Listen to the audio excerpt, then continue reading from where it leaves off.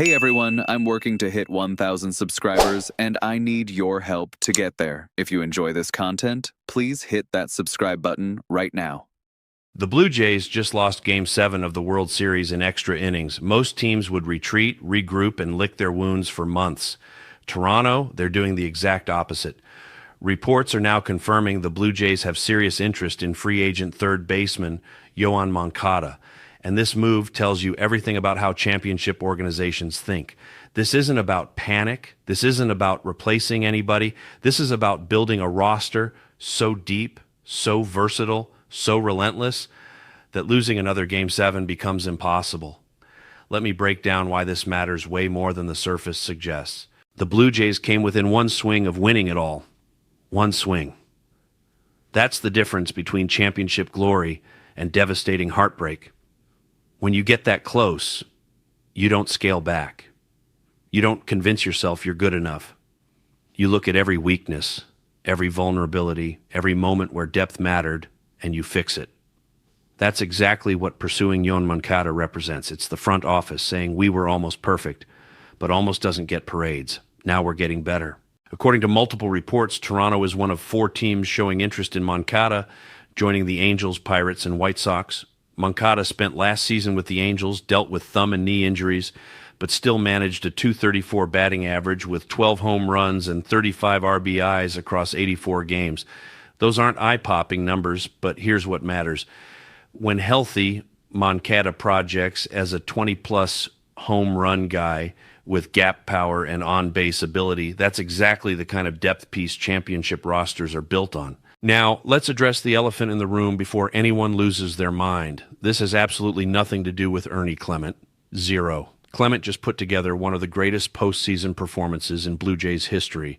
He set an MLB playoff record with 30 hits. He batted over .400 across 18 playoff games. He nearly won Game 7 with a bases-loaded fly ball in the bottom of the ninth. The man is a franchise legend now. He's untouchable. So if this isn't about replacing Clement, what's the real play here? Championship depth, that's the play.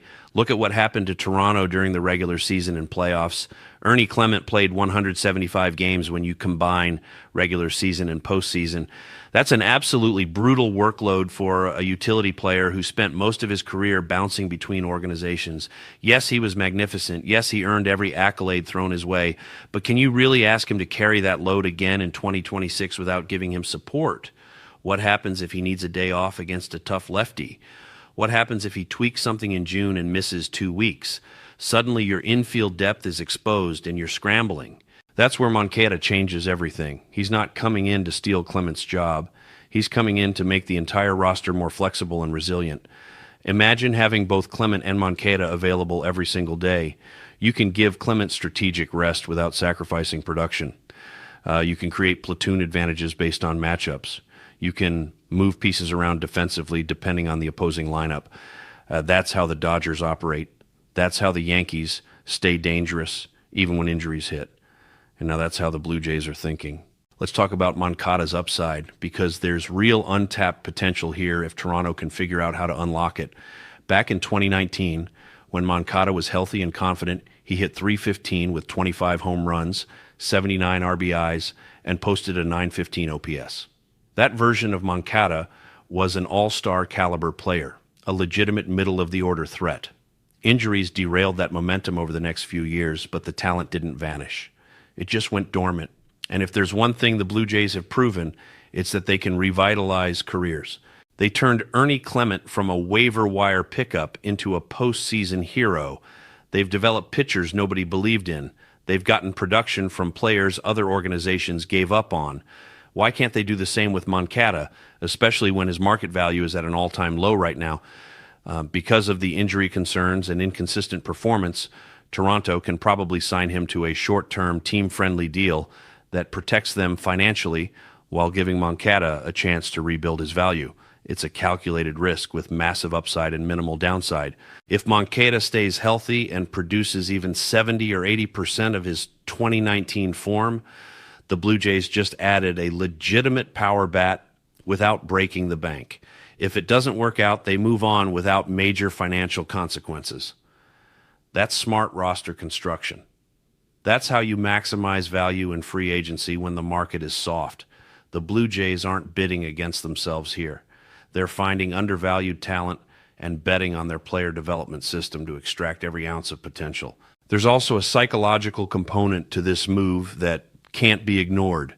The Blue Jays are sending a very clear message to the rest of the American League East. We're not satisfied.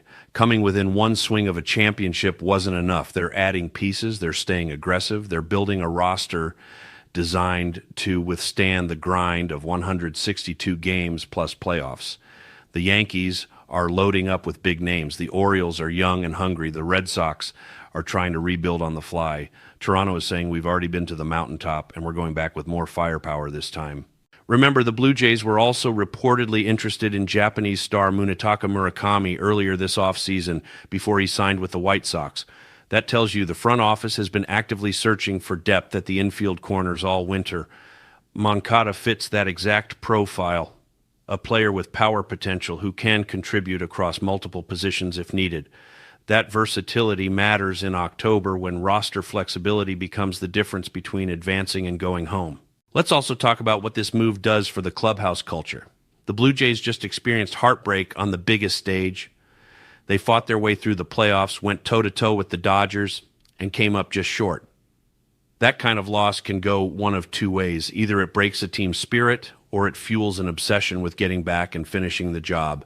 Adding Moncada signals to everyone in that clubhouse that management isn't accepting almost. They're doubling down. They're investing in depth. They're saying, we believe in this core, and we're giving you every possible advantage to win it all. That mentality matters. Players notice when front offices get aggressive after playoff losses. They notice when ownership opens the checkbook and makes moves designed to push the roster over the top. Moncada isn't just a depth piece on paper. He's a statement. He's proof that Toronto is all in on maximizing this championship window while it's open.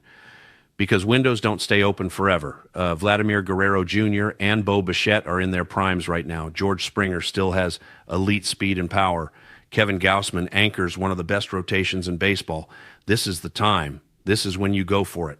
The financial side also makes sense when you dig into it. Moncada's contract won't break the bank. He's not commanding top-tier money after an injury-plagued season. The Blue Jays can add him without compromising their ability to make other moves if opportunities arise. That flexibility is crucial because the offseason is long and situations change. If another impact player becomes available through trade or free agency, Toronto still has the financial room to pounce. They're not locking themselves into anything restrictive by adding Moncada. Now let's address the skeptics, because I know some people are going to question whether Moncada can stay healthy. That's a fair concern. He's dealt with multiple injuries over the past few seasons. But here's the counter-argument. The Blue Jays medical and training staff are among the best in baseball. They've kept players healthy. They've managed workloads intelligently. If anyone can get Moncada back to full strength, it's them. And even if he's only available for 120 games instead of 162, that's still massive value. That's 120 games where Ernie Clement gets rest, where matchups get optimized, where the roster stays fresh heading into October. The reality is that depth wins championships. Look at every recent World Series winner, and you'll find rosters loaded with quality depth pieces who stepped up when stars went cold or got hurt. The Dodgers won because they had 9 guys who could hurt you on any given night. The Astros dominated for years because their depth was absurd. The Blue Jays are building that same kind of roster. Moncada isn't the headline move that makes fans go crazy on social media, but he's exactly the kind of move that wins championships when it matters most. So here's the bottom line. This isn't about replacing Ernie Clement. It's about surrounding him with the support he deserves after carrying the team through an incredible playoff run. This is about Ross Atkins and Mark Shapiro looking at their World Series loss and deciding to get better instead of complacent. This is about building a roster that can survive injuries, slumps, and the chaos of a baseball season while staying dangerous from April through October. The Blue Jays came within inches of a championship. Now they're showing they learned exactly the right lesson. Champions don't stand still. They reload, they add depth, they stay hungry, and they make moves that might not generate headlines, but absolutely win games when the pressure is highest. Yoan Moncada might not be the flashiest name, but if he helps Toronto win one more game in October, that's all that matters.